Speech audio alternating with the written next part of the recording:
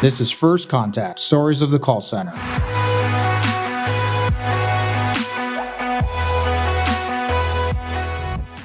Now, obviously, when we talk about technology adoption, things that are becoming more readily available, we've been talking about omnichannel forever. Okay, I still think that there's a lot of people that will say it, and it may not mean what they mean, and everyone has a different definition. But I think we're getting closer to that. But from your perspective, you're on the ground, you're working with the companies implementing technology, you know the technology. Can you talk a little bit about what you think omnichannel means today? And then also, are actually anybody implementing omnichannel? Are they really using it, or is it still siloed the way we have seen it for many, many years? Yeah. So first of all, to me, I mean, I always go back to the customer experience to talk about omni-channel. In the end, true omni-channel is the ability to seamlessly switch customer communications, no matter the channel, without any pause or hesitation or loss in data or insights, right? So it's the ability to go from, hey, Mr. Customer, why'd you call in? Oh, I see that there's a problem. Can we switch to text? Great, we're on text. Show me a video of the back end of the router. Great, unplug this, plug it back in, show me the front. Does it work? Great, awesome. Can I send you a text as a follow-up to share your experience? By the way, you can self-service here. I mean, it's the interaction of, from soup to nuts, any channel of communication, and it's the right channel for that particular customer and helping them navigate and solve whatever problems they have. So are we there? I'd say there are a handful that I bumped into that are there from a omni-channel delivery perspective, but they're not there holistically, in all of their stack yet.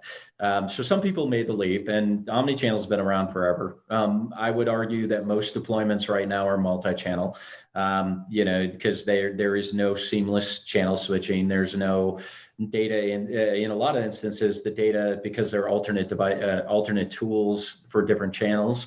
The data isn't being, brought back to a data warehouse and normalized and actually structured and leveraged in a way for the business. So, but there are a few. I mean, and I think we're getting better, right? I mean, especially if there's no voice interaction in the in the customer experience, and some of the tech companies today, the app companies, social media companies, you try to find a phone number to call. Yeah, they make it quite hard. Yeah.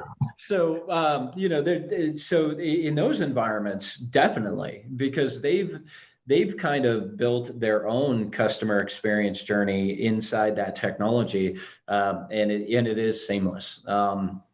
So I think we're getting there as an industry. We're still far from it. It's much like the premise to cloud discussion.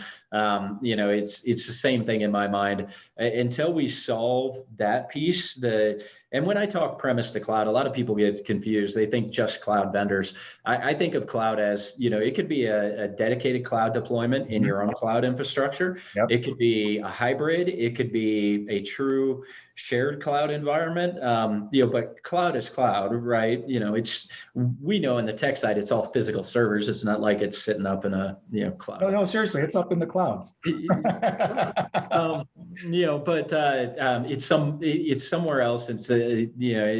So I think you get the point, right? We're omni-channel it's possible. It takes work.